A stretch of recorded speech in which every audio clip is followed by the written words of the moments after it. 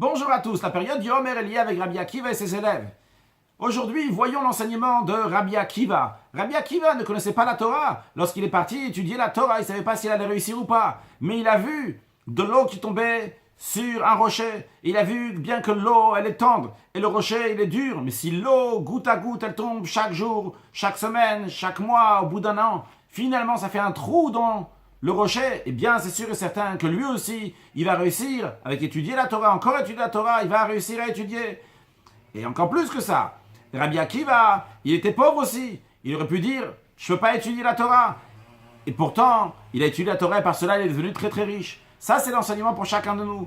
Des fois, on se dit, je vais étudier la Torah, peut-être c'est pas pour moi, peut-être c'est pour d'autres personnes, et moi je ne vais pas réussir. On te dit, prends l'enseignement de Rabbi Akiva. Des fois, la personne, elle se dit, mais si je vais étudier, comment je vais gagner ma vie? Comment je vais réussir dans ma vie? Évidemment, il faut équilibrer les choses, mais il faut savoir que grâce à l'étude de la Torah, eh bien par cela, on devient riche aussi comme Rabbi Akiva.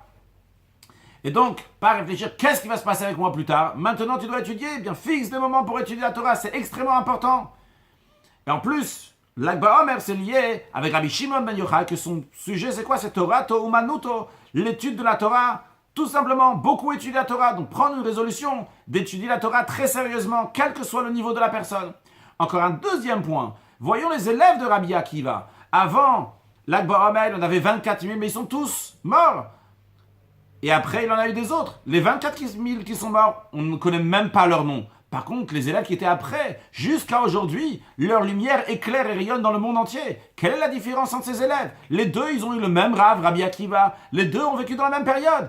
Seulement, la différence, c'est que les premiers élèves, les 24 000, ils n'avaient pas de respect les uns envers les autres. Vrai, ils étudiaient la Torah, mais ils n'avaient pas d'amour du prochain. Par contre, ceux d'après, ils avaient l'amour du prochain, et c'est ça qui a fait rayonner la Torah et la réussite dans l'étude de la Torah. Alors, l'enseignement pour nous, c'est qu'il faut étudier, mais comment étudier la Torah?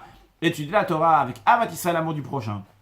Et de manière plus générale, à savoir que toutes les études qu'on fait, même quand il s'agit des études profanes, qui sont aujourd'hui données dans les écoles laïques, etc., c'est dans des écoles juives aussi des fois, eh bien ces études-là doivent être mises aussi avec du derech eretz, savoir comment se comporter avec les autres. Pas juste apprendre des sciences et des mathématiques et de la physique, etc., mais que l'enfant ne sait pas comment se comporter avec un autre. Cette étude-là doit être faite avec Ahavat Israël, avec l'amour du prochain, que ce soit dans l'étude de la Torah, que ce soit les Havdil, Elef, Alf et Havdalat, en ce qui concerne donc les études profanes, savoir comment avoir du cœur, comment savoir se comporter avec son entourage, et par cela qu'on va rajouter dans Ahavat Israël, dans l'amour du prochain, et par cela, Mashiach arrivera now. Excellente journée.